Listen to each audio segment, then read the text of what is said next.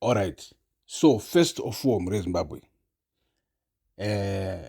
mune concept iri muno muzimbabwe yekuti takuita senge tiri kunigeria. Handiti kunigeria vanoshandisa manaira tumanaira kanzi une 10,000 naira. Handiti unenge usina zvaunazvo, but muzimbabwe munoshandiswa madollars ekuamerica international. Zvokuti kanzi une 10,000 dollars unenge ni mari refu. Now kunigeria kungodai munhu ndibillionaire mabillionaires kumanaira twakawanda, but titori nemari refu inenge iri kumamillions but kwete billions kuma-US dollar. Now kungodai kwanzi billionaire Tagwirei, tose takatobvumirana muzimbabwe kuti Tagwirei ndi billionaire, Wikino ndi billionaire right. So murezimbabwe tiri kunzwa information right now yokuti iri kutaridza kuti Tagwirei all of a sudden boom wabuda munyika. Taitevera nyaya yacho tazoti chimbotipai more information tinzwisise kuti billionaire Tagwirei vakarika vabuda munyika zvisina order kudaro chii chiri kuitika mhuri yezimbabwe. So first of all, you know, some will say iwe kana munhu akagwara munhu agwara saka I mean wagwara. No, it's the story behind. Handisi kuti ari kugwara kana kuti, but it's the what information yatapiwa ndo inoita kuti zvese zvimeke zvive neimwe reality yokubva shamisika kuti iwe zviri kuitika muzimbabwe re chichiri kuitika. Right, let's get into this mhuri yezimbabwe. Billionaire Tagwirei pakabuda information first yekuti mukomana ari kuda kuita president. Apa president Mnangagwa panguva iyo ndo pavaizama kubudisa information yekuti ivo vari kuda kugadzira royal family yavo yoita royalty, vogara paupresident vachipa vana avo zvichinda zvakadaro. Handiti munhu mutapa. Handiti so after that takabva tanzwa isusu kuti auxilia is making moves, you know, to try and sideline Tagwirei kana kutomubhaizira kana kudii. Ndo pakazobuda Tagwirei taura kuti Tagwirei wabudiswa munyika achigwara ende vamwe akadzoka akabva atiudza story yetu kwanzi makidney kwai chii chake gallbladder rakazobviswa zvikazoita sei. Handiti but vanotaura sure in behind vanokuudza kuti all of that inogona Tagwirei atori pama1 from Mnangagwa and vanogona kuda kutomuita ma1 chaiwo. Handi muri kuona. So now tiri kunzwa kuti mukomana wabuda futi neemergence ende vari kutaura kuti mukomana zvakanaka anenge asiri kunzwa zvakanaka ende vobva vakonekta futi vachiti it might all be linked. So publicly tiri kuona isu president Mnangagwa vachipinza Tagwirei musenate.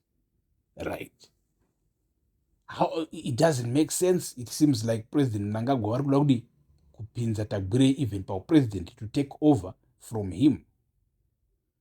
And that's what it seems. But vanotuudza kuti Mnangagwa unodhila nestrategy inonzi iyo keep your friends close but your enemies even closer. Katitaura izvi mhuri yezimbabwe zvine evidence. Who is Mnangagwa's biggest enemy? Chiwenga. Who is what? His second man. Right here with him, vice president. He's kept there, even closer. So then, ukazonzwa kuti wewe Tagwirei wapinzwa musenate, wava nebasa, wakupiwa maorders, iko zvino izvi naMnangagwa directly. He was just a billionaire. Iko zvino izvi, wava nebasa. Wakuudzwa nguva yekuti toita meeting rini, toita chakati rini. So, in other words, he's being watched now. He's keeping him where he can see him.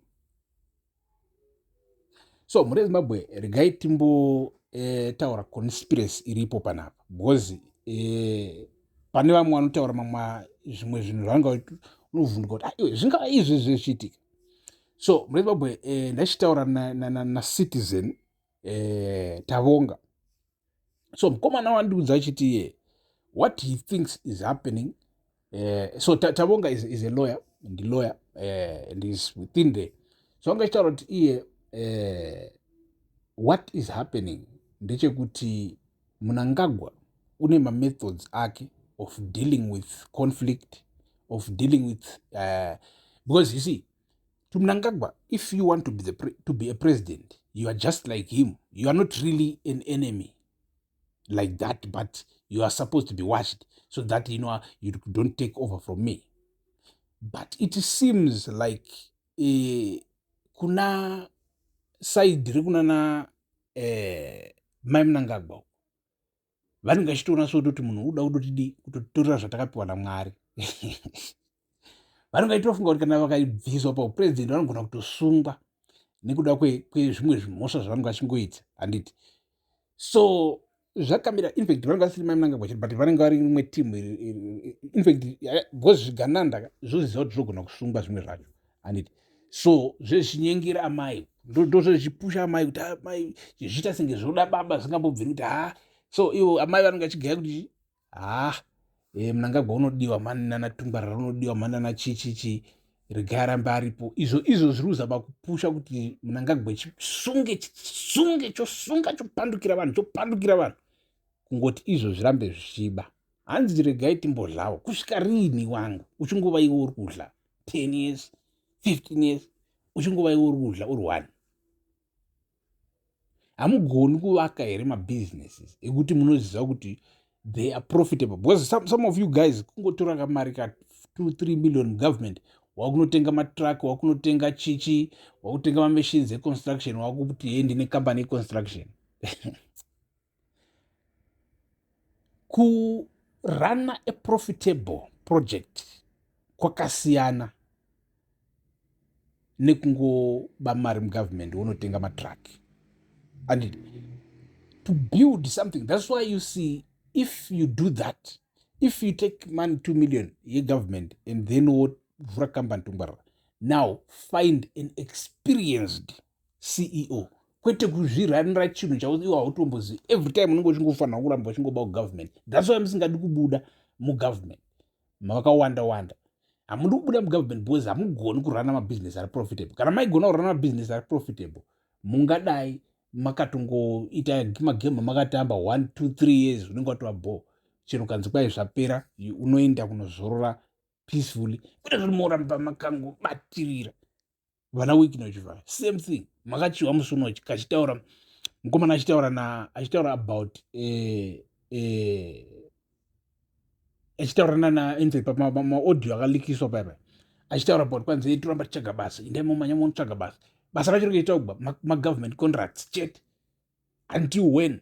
That's why musingadi kuti Emerson abve pachinzvimbo, because you know kuti muri kuwana mafavors, because sizvaungotaura kuti because tozikamwa kuti 3 boys dziri padhuze namudhara saka isusu totrust, so topiwa maadvance tozoita sei. You understand? So you are dependent on government contract. I always say this, if you are dependent on government contract, if you are dependent on muchidhonza zvoko momwe muchiita sei kuti department icho kudai watora kati handiti. If you are dependent on that, you always have to hustle. But if you can build my systems, then munobuda mugovernment munozorora in peace. Kutoda kuti boa panapa apa pano zvamene muchiita futi hapana zvamunenge muchiita. So muri Zimbabwe nyaya yatagwirei, we'll see if it is true. We'll see things happen, but we hope it's not true. Hapana nda kuisa umwe kwamupfiganebwe. It's all peace.